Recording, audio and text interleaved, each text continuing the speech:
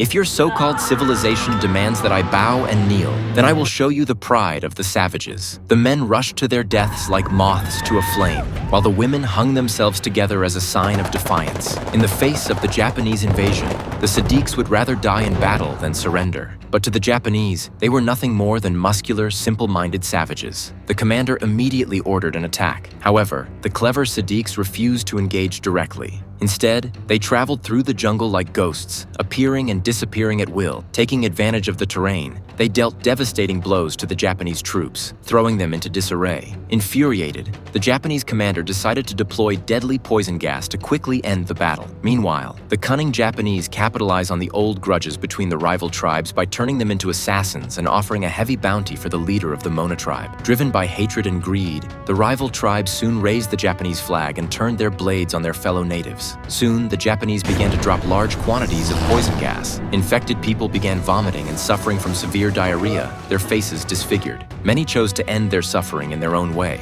That night, the children found Mona. For the past few days, they had been running around the battlefield delivering messages. Exhausted, they were now eager to go head-to-head with the Japanese and avenge the death of their mother. The final battle was fought the next day. Bawan quickly breaks through the Japanese lines and lures a small group of soldiers into a trap, catching them completely off guard. However, the sound of gunfire alerted the Japanese camp. The commander ordered a mortar bombardment. It turned out that the Japanese squad was a decoy to lure out the Sadiq fighters. At the word of command, a rain of artillery shells followed, turning the jungle into an inferno in seconds. After a few rounds of bombardment, all that was left was dead silence. No sign of life from either the Sadiqs or the Japanese who had entered the jungle. Meanwhile, Daho Brun, who had betrayed his people for money, was taken out by a true Cedric warrior. Just as the Japanese were about to report that the battle was over, the last of the Sadiq warriors arrived.